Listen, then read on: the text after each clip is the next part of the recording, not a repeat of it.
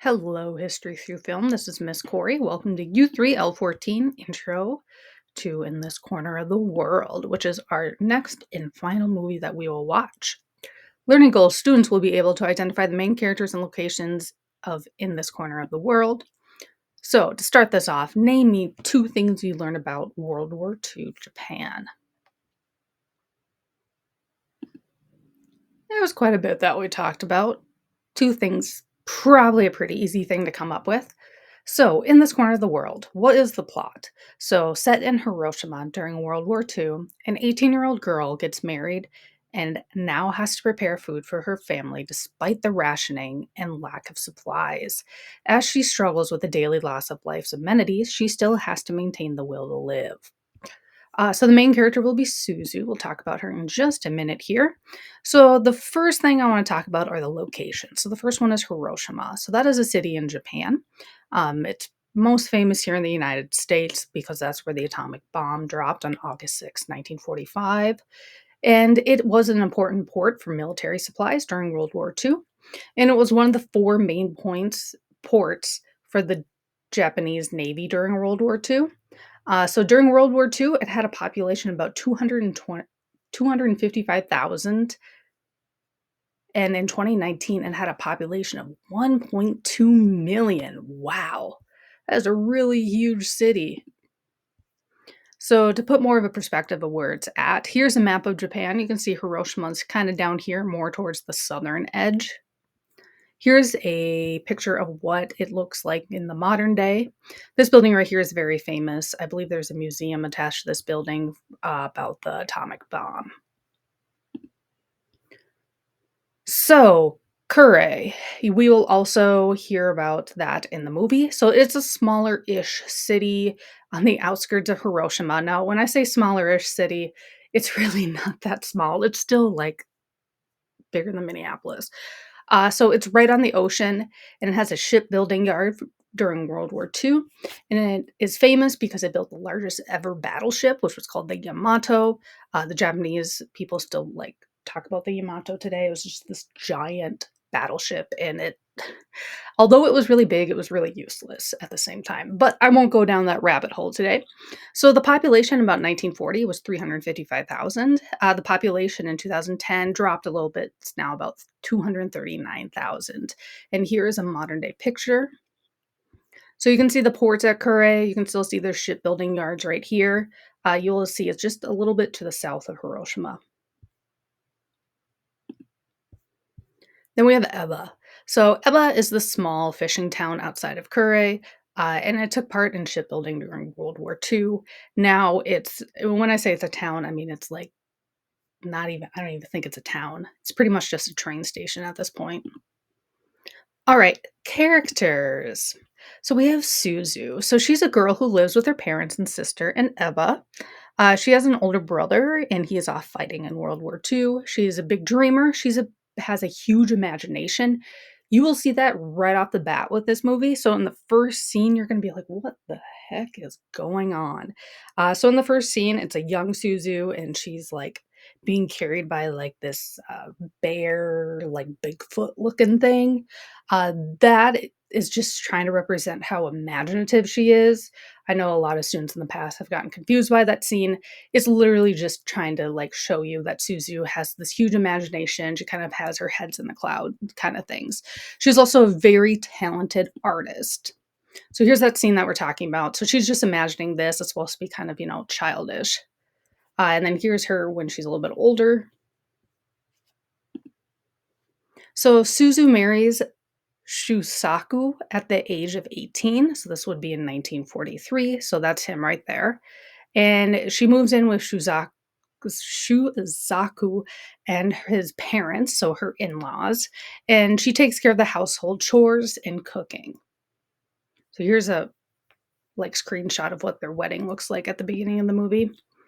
So Shusaku Hojo is a man who marries Suzu. He's a clerk for the Japanese Navy. So a clerk is pretty much someone who is not in combat. They usually do like the paperwork and the errands and kind of that like more office stuff. He married Suzu only after meeting her once before. 9 years prior to when they were in kids. So I don't know how, like, he'd even remember her or even found out her name, because they literally, you'll see this in the movie, but they literally, like, meet each other, like, through passing on a bridge. And then he's just like, "I'm gonna marry her." And then they don't see each other for 9 years, and then they get married. It's, like, really kinda strange, at least in, like, American terms. So we also have San Hojo. So that's Suzu's mother-in-law, so that's Shusaku's mom, and she's a housewife who helps take care of the house, and she's very, very kind to Suzu, which is really rare. So prior to World War II and during World War II, mother-in-laws were usually very strict toward their daughters-in-laws. This was just like a Japanese culture thing. So pretty much Suzu hit the jackpot with her mother-in-law, because her mother-in-law is actually really, really nice. She has some sort of disability that makes it hard for her to walk. Then we have Antaro Hojo, who is Suzu's father-in-law, or Shusaku's dad. He works as an engineer for the Navy. Then we have Keiko Kuramomura, who is Suzu's sister-in-law. So this is her right here. She looked a lot like her mother, by the way. It's kind of hard to tell them apart sometimes. So Shusaku's older sister, and San and Intaro's daughter. So in the 1920s, she was a very fashionable, very independent lady. So kind of think of her like a flapper during the 1920s. Um, remember, like, flappers were kind of like these, like, cool independent women wearing, like, all these fashionable dresses that were short and kind of modern for their time. She was kind of like that too, but like the Japanese version.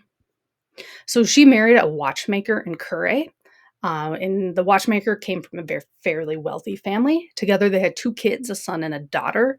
Harumi is the daughter. She's right there. Her husband died, and the husband's parents took custody of her son. Then the husband's parents treated Keiko like a slave.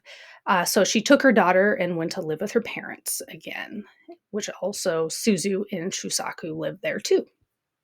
So a lot of people living under the same roof. All right, Harumi. So Harumi is the daughter of Keiko. She's about 6 years old, and she loves seeing the ships in the harbor. So here's Suzu. Here's Harumi. So she's just a little girl. Then we have Juro Urano, who is Suzu's dad. You won't see too much of him at the beginning, and I think just a little bit at the end. But traditionally, his job was to make nori, which is like dried seaweed. But once World War II starts, he works in the factory. So that's him right here. We also have Suzu's mom. There's not much info about her, but she's right there. We also have Suzu's brother. His name is Yoichi Urano. So he's right here. And he was a bully to all the kids in Eba. Suzu and Sumi, who is Suzu's little sister, were very afraid of him. As you can see, he's punching her. And he got drafted into war and is fighting in the army. All right, so Sumi Urano, that is Suzu's little sister. So she's right here. Like at the beginning of the video, she's pretty tiny, so she's right there. This is her a little bit more grown up. She's seen as very beautiful. She has an army officer wanting to marry her, and once World War II starts, she goes and works in a factory. All right, then we also have Ito Morita. She doesn't have too big of a role in this movie. But this is her right here. I know she's kind of like off in the corner. That's Suzu's grandma. So Suzu and her sister would spend the summer at her grandma's house. You'll see that at the very beginning of the video. She's the one who taught Suzu how to sew and would go to her house by walking on the seafloor during low tide. So that's kind of like a weird thing, especially for us in Minnesota, because we really don't have, like, tides, like ocean tides. But like in oceans, there's high tides and low tides. So at low tide, there would be like no water in the bay. So Suzu and her sister were able to walk like over the sea floor to their grandma's house, stay there, through high tide. And then when low tide came back again, they would be able to walk back, which is kind of an interesting concept. I'm not sure if there's anywhere in the US that has that kind of tides. I don't know. That's a really good question. All right, then we have Tetsu Mizohara. And he's a childhood friend of Suzu, and he has a huge crush on Suzu. He really admires Suzu's art and also her talent for it, and he is drafted to be in the Navy. So this is him right here. You'll see him at the beginning of the video as well. Then we have Rin Shiraki, who is a courtesan who works in the red light district in Kure. So pretty much her job is to be like a high ranking prostitute. So with prostitution in Japan, it's seen very differently than like here in the United States. She's not seen as like a lower class member of society. She is seen as a very honorable woman, and she helps Suzu when Suzu gets lost in Kure and wanders into the red light district by accident. All right, wrap up. Today we talked about Hiroshima, Kure, Eba, Suzu, Shizaku Hojo, Sanhojo, and Taro Hojo, Kieko, Kuromura, Harumi Kuramura, Juro Urano, Kisano Urano, Yoichi Urano, Sumi Urano, Ito Morita, Tetsu Mizuhara, and Rin Shiraki. Whew, okay. When I type all these names out, like I could like say them right in my head, but saying them right out loud is really difficult sometimes. So next up, any questions that you have about starting like in this corner of the world, please email me to let me know because I respond a lot faster to emails than Edpuzzles.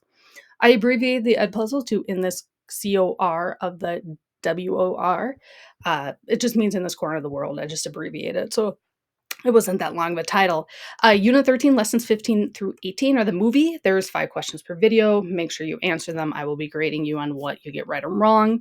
Then, after the video, you will do U3-L14 directions for the Unit 3 summative. Ooh, fun times. All right, let me know if you have any questions. Thanks for watching. Bye.